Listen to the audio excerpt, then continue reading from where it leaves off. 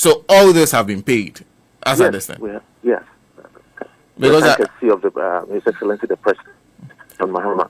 He realized that throughout his campaign, it's something that he lamented and was so worried about, that considering the meager allowances of service persons, it was quite difficult to understand why their service allowance would be delayed and would not be paid on time, taking them through such stress, especially at a time when we were facing such harsh inflationary pressures. So when it comes to office, our instructions were very clear that we should do everything to clear the arrears that are owed to service persons. And true to his word, once we provided the accurate numbers or near accurate numbers, the Minister of Finance, within minutes, gave instruction for funds to be released for the payment to clear all these arrears. And for that, we are very grateful to him, His Excellency the President, for his compassion and his deep love for the youth of this country. The Minister of Finance was extraordinary in his the speed with which he ordered for this payment. He didn't waste literally minutes. It was done. Of course, the Honorable George Payado, our Minister for Youth Development and Empowerment, never slept until we got paid.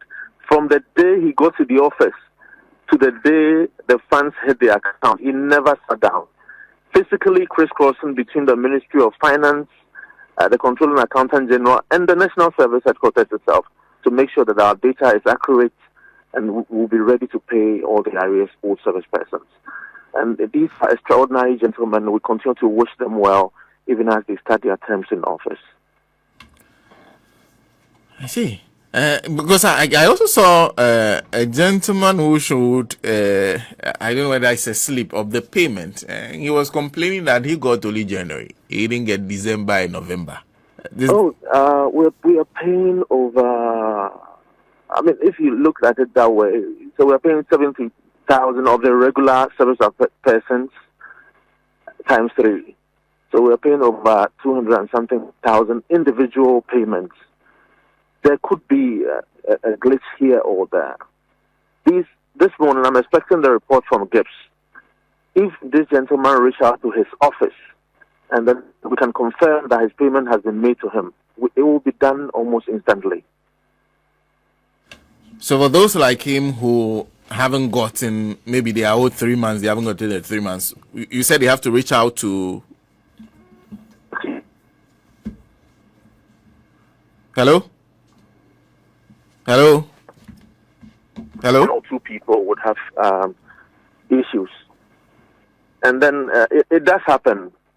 So, I mean, it will be rectified and their funds will be sent to their Ghana Pay account. Well, that's one thing that you've dealt with. The other thing that you've, of course, come to meet is, because when we were mentioning the numbers, is it 70,000 times 3, so you are looking at over 210,000 individual payments. Yeah. And I realize that you also use the word near accurate numbers.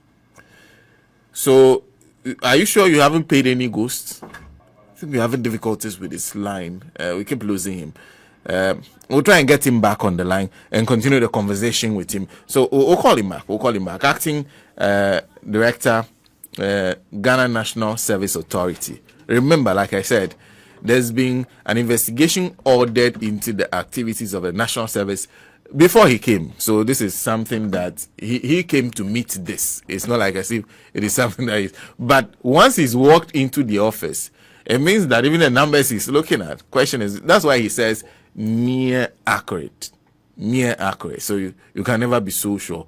But I think they did some vetting. So I was asking whether he's sure they had not paid some of the goods that are being investigated. So we are still having a conversation with him on some of the difficulties, some of the things he's met in office. Felix, we're having difficulties with you there. Can you hear me now? I can clearly. Great. So I was asking whether you've not paid any ghosts. Well, I will explain it this way. There are clear pathways to achieve the sanctity of the payroll. So at any point in time as the Director General, the consultant or deployment team will reach out to you and say that, okay, I have noticed this. should I go on to delete or reach out to the people to sanctify the payroll? As a responsibility of the Director General, you have an obligation to make a decision. If you make the right decision, you will enhance the sanctity of the payroll.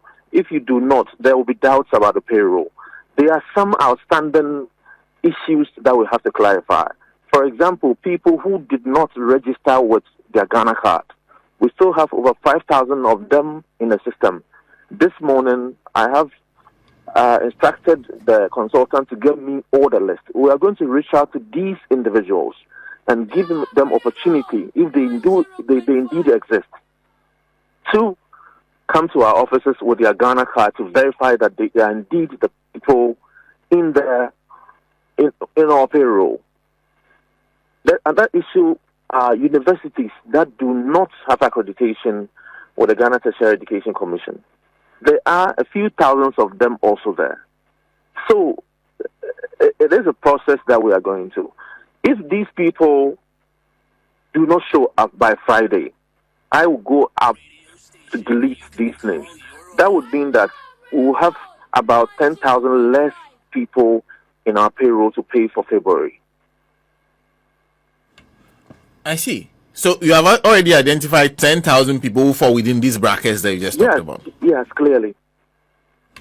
There's also another part that we probably have to also identify. People who are on the payroll who are over 40 years.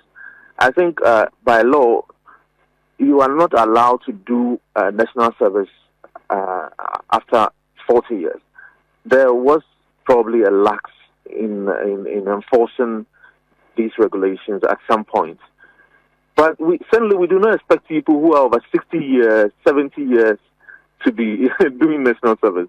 People that you physically can easily recognize that they are way over 50 years. For those people, we are going to delete immediately. That would also mean that our payroll is going to reduce further. But then we have to give opportunity to reach out to these people and see if they do exist. And we've been working on them. Our district directors have been on them. I'm sure that by next week Friday, for all these people on these parts, they will be cleared if there's no valid reasons why they are on our payroll. You have people on the national service payroll who are over 40. You said you've seen 50 years. Yes. I should be clear about that. And for all of them, the consultant wrote to the former Director General and asked that this is the situation. Should I go ahead and delete? Should we clear them off? This is my 17th day in office. I think that we need to exercise a bit of patience for these people. If you have not registered with Ghana card and you are indeed serving, we would want you to still continue to do your service. However, if you do not exist, 1 week should be clear enough to give us this indication. Have you paid anybody who is 50 years? Well, there are some people on the list. We segregated them. I'm waiting for a certain reaction to be advised on what to do. So we are not using one particular approach to make sure that we reach our desire. And then obvious accountability for the people who should be on our payroll. I cannot discuss all of them with you for obvious reasons, because national service has become such that if people know the next step you are going to take, they prepare for you. Okay. But thus far, have you heard from your predecessor on what to do? Because you said you reached out to him. Well, an answer was given when he was asked to delete people without he thought that there was an election year. But you know what, Sana, the security agencies are doing investigations. I do not want to speak to suggest that we. Oh, well, we'll get him back, because I just want to ask him how they intend to clean up the payroll then, knowing that this clear things, because these things have been identified. Now, that payroll has been handed to him. So you look through the payroll. He's talking about people who haven't registered with a Ghana card, institutions that have persons on national service that are not properly accredited. So those are two. And then the overage thing that he was talking about, overage thing that he was also talking about. You're talking about the investigations and how that limits what you can say. Yeah, so I do not want to preempt the findings of the investigation. However, we, even as we speak, have obligations to make sure that our service persons around the country are safe, they are working, and then their payments are regular. So for that work on a daily basis, that would have to go on, including our project sites, of course. But the investigations are also separate and being carried out by constitutionally mandated bodies who are also obligated to do investigations when there are allegations of malfeasance. So I would want to keep these separate. But in the meantime, I guess you have a payroll to clean up. Yes, and that we are doing quite stringently. That's one aspect. But I also wanted to find out, why is it important that people register with Ghana card? Because there are other IDs that can be used. If I have a passport, I cannot register with it. What's the modality that has led to you insisting that Ghana card should be the ID for registration? As it stands, the Ghana card is probably the most advanced in terms of its security features and the biometric features it has and everything. So it was safe to rely on the Ghana card to have a foolproof verification of service persons. So that is what it is. And I'm sure if we decide to go on the passport pathway, we would have challenges. But for the Ghana card, virtually everybody has it at the moment. It's just not the Ghana card. For all those who came with without the Ghana card, there's also a confluence of other evidence that suggests that actually these people are suspected to be not regular service persons. So, yes, you don't have Ghana card, but when you look at it closely, other evidence also suggests that these people might not be regular service persons. Of course, there are other issues that would put nobody in any doubt about the conclusions that we have come to, that the security services will come to. But you do not also want to put this out. It would offend sensibilities. The security people are on top of it. I think that we should allow them to be on top of it, to do their work and come to a conclusion, and hopefully they'll make it all public so that we can put this behind us once and for all. Aside the issue of the payroll, which you obviously have to clean up, which is already a public matter, what else have you identified in your few days in office? Well, the payroll is it's a disaster. But what is even more shocking and disturbing are the project size. That the schemes or the authorities' leadership conceived beautiful ideas to go into farming and other projects. Very fantastic, good ideas. But the implementation was so shoddy, you would quickly come to the conclusion that the only reason why they put these projects together was to just fleece the money themselves. It's just unbelievable how anybody, or a public servant of Ghanaian descent, working with Ghanaians, working for Ghanaians, would come to such results. That the scheme has spent millions of Ghana cedis, and through the kind courtesy of some development partners, I don't want to mention their name, releasing good amounts of money, and then there's no results for it, absolutely no results for it. It's just shocking. It's unbelievable if you see what has happened over there. But the Honorable Finance Minister has asked for a forensic audit. Mm-hmm. I'm sure it will start soon enough, and then some of these will be made public as we go on. Is it about the monies that are pumped into the project side or the state of the project sites? What's the challenge really? Well, you know what, we've had two borehole machines, for instance. And I have asked it, okay, if the borehole machine were not working, how come it's done 50,000, 100,000 kilometers and there's no money to show for its usage? The scheme bought a Scania payloader, which has done tens of thousands of kilometers. Yet there's no corresponding income for the work that it has done. The scheme has spent 33 million Ghana cedis, over 33 million Ghana cedis, to clear a 20,000. Well, not all has been done so far, and they planted nothing on it. Whereas they could have gone to lands that were already ready for farming.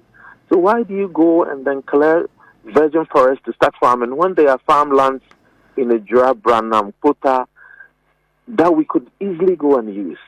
You quickly come to a conclusion that these contracts were given just so that people will be paid money, because you cleared the land, but you never farmed on them.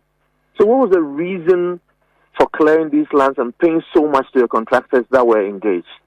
If your motive was to clear the land and farm, what sort of planning went into place just so that you could clear so much land and pay the people, but there was no money to start the farming itself? So it is bizarre, and they are nowhere to explain the disaster. 33 million Ghana cedis to clear land. Of course, yes, and they even owe the man, they owe the gentleman. After spending 33 million Ghana cedis. Yes, and then my thinking was that, why didn't you buy the bulldozer yourself? Because the bulldozer would have worked for months, probably they could work for 5 years on guarantee, and you would not have to pay for repairs or anything. Meanwhile, the scheme had its own bulldozer that has been has spoiled and has been left in the bush to burn down. If you were a businessman, or these machines belong to you, or the agency, you were sheltered in the agency, is that how you were going to run it? So this says quite a lot about the individuals who manage the authority, rather than their creed, their religion, or wherever they came from. I mean, how do you manage a situation such that we came to meet nothing in the accounts? Whereas in 2016, Professor White left 350 million Ghana cedis in the account. We came to meet zero balances. Zero balance. A land cleared with nothing planted on it. A payloader that you clearly can see has moved many distances. Yes. Same with a borehole machine, two borehole machines. Two borehole machines. But no record of any money's end. No record of any money that the scheme has received for work done. I see. It is sad. The land that they spent 33 million Ghana cedis to clear, how big is the land? Well, the scheme came to a conclusion that they wanted to buy land and went to Kumewu, such as farm plains, and bought 20,000 acres. Why would you buy 20,000 acres of land when you don't have capacity to till them? And then of all these acres, they were able to till only 10 acres of the land in tomato farming. So last week I sent some professors and a team there to go and have an assessment and then plan how we are going to farm this year. Because we have signed contracts with some development partners to do a 4-year program. That program, I think, is very good and must go on. And clearly, we have met several times, and they have seen the disaster the first year has become. But the next 3 years will not be in that manner.